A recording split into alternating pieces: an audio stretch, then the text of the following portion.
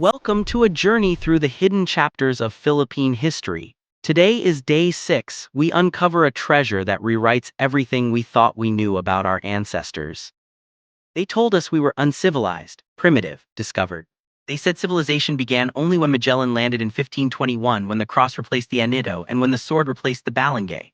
But what if I told you that long before Spain arrived, the islands we now call the Philippines were alive with kingdoms, merchants, poets, and thinkers? A civilization rich in gold, trade, and spirituality. This is the story they erased. This is Precolonial Philippines, Fact versus Myth.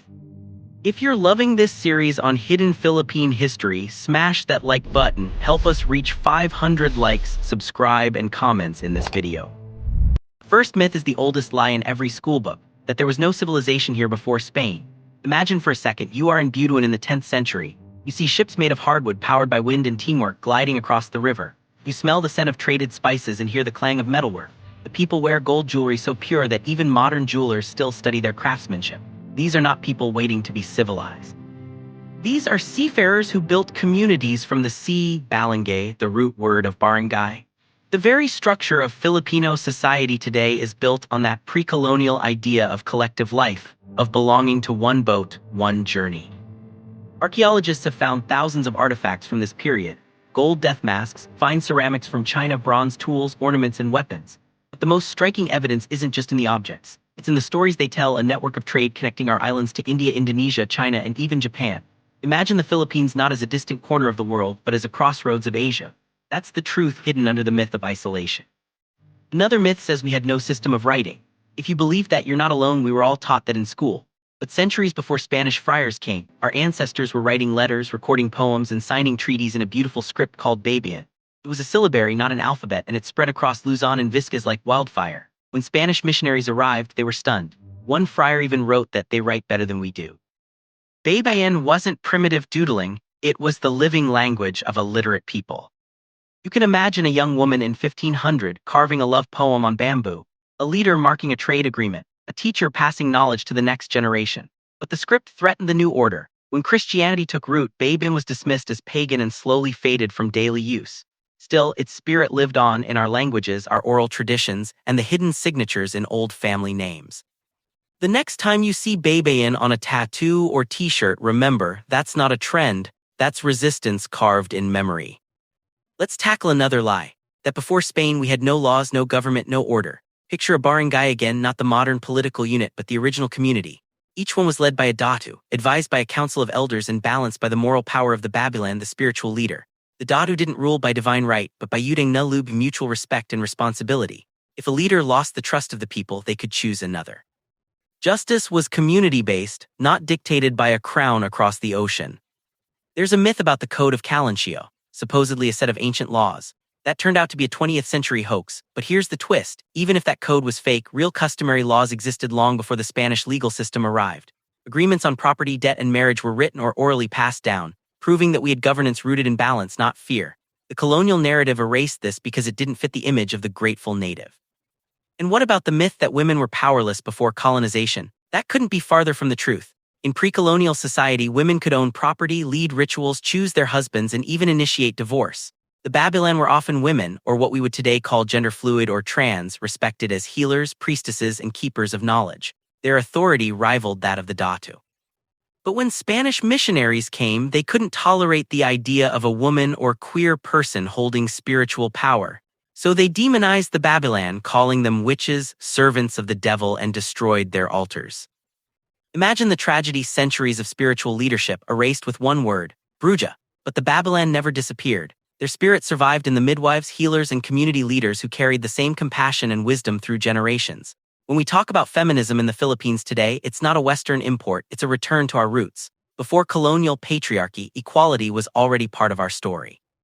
Here's another myth, that Filipinos were isolated, cut off from the rest of the world until Europeans arrived. The truth, we were sailors and traders who navigated oceans without compasses, guided only by stars and instinct.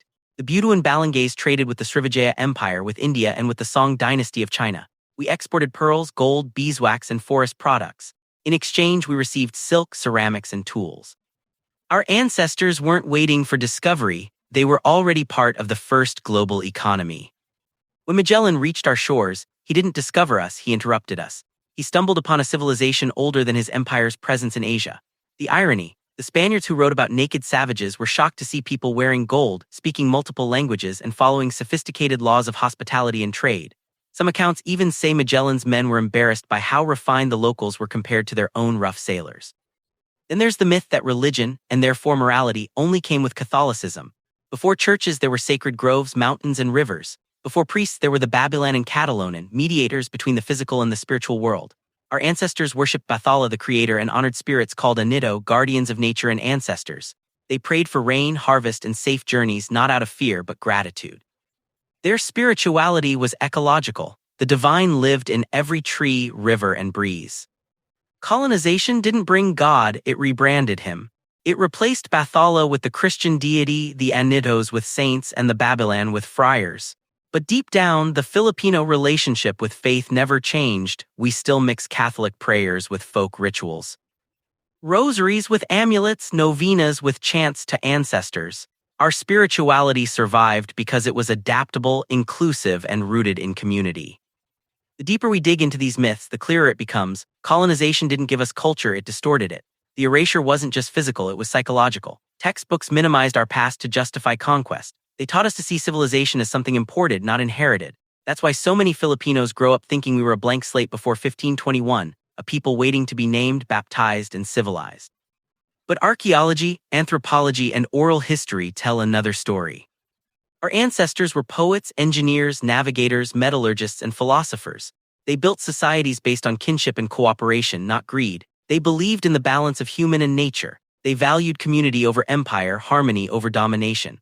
And perhaps that's why colonial powers found it necessary to rewrite our past, because a people who know their greatness are hard to conquer. Now imagine what we could build if we remembered who we were. If we understood that our story didn't start with a European explorer planting a flag.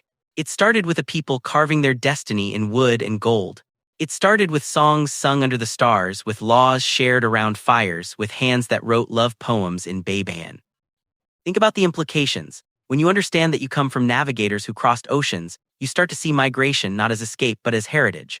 When you know that women once held spiritual authority, you see feminism as restoration, not rebellion. When you realize your ancestors traded across Asia, you stop thinking of yourself as small or peripheral and start seeing the Philippines as central, connected, and cosmopolitan long before colonization. Every artifact we unearth, a pot, a bracelet, a piece of script, is a fragment of identity returning to us. They whisper the same message: we were never discovered, we were here all along. So when someone says, we were savages before Spain, remember the gold of Butuan, remember the handwriting of our ancestors in Baybayin, remember the Babaylan standing unshaken as empires rose and fell. Remember that our civilization didn't begin with colonization, it survived despite it. To reclaim history is to reclaim power. And this isn't just about pride, it's about perspective. It's about seeing the Filipino not as a passive receiver of culture, but as an active creator of it. The pre-colonial story of the Philippines isn't a footnote, it's the foundation. It tells us that our capacity for art, governance, trade, and spirituality was already vibrant, that we were never the little brown brothers of empire, but equals in the human story of civilization. Today, the call is simple: relearn, retell, reclaim. The myths of inferiority served their purpose for centuries. They justified conquest, exploitation, and cultural amnesia. But we're living in a time when we can finally rewrite our own narrative. Historians, educators, artists, and everyday Filipinos are digging back into archives, oral histories, and artifacts to rebuild the story from our own eyes. The gold of our ancestors isn't just metal, it's metaphor. It reminds us that our value has always been there, buried, waiting for rediscovery. So the next time you hear someone say the Philippines was nothing before Spain, ask them, how do you explain the boats that crossed oceans, the women who ruled kingdoms, the scripts that told love stories, the gods that spoke through wind and river? These aren't the signs of savagery, they're the marks of civilization.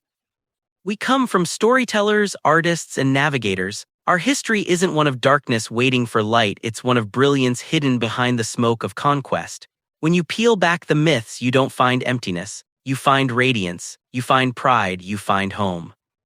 And that's why knowing this history matters, because when you know where you come from, you walk differently, you speak differently, you stop apologizing for your culture and start celebrating it. You start seeing your own face in the statues of heroes and your own hands in the ancient carvings of wood and gold. Our ancestors were not waiting to be saved. They were busy living, creating, and thriving. The Spaniards didn't bring civilization, they stumbled upon one. We are not the result of discovery, we are the continuation of a legacy. If you feel that spark, that sense of pride, don't let it fade. Share it, teach it, tell your kids, post it, paint it, sing it. Because the more we tell these stories, the more we remember who we truly are and the less power the old myths have over us. We were never discovered. We were never primitive. We were never lost. We were Filipino before the word even existed. And that, more than any conquest or colonizer's story, is the real beginning of our history. So hit like, subscribe, comments, and share this with someone who still believes the myth. Let's rebuild the story of the Philippines not from the eyes of the conquerors but from the hearts of those who came before us. Because the truth is simple, powerful, and overdue, our civilization did not begin with colonization. It survived it.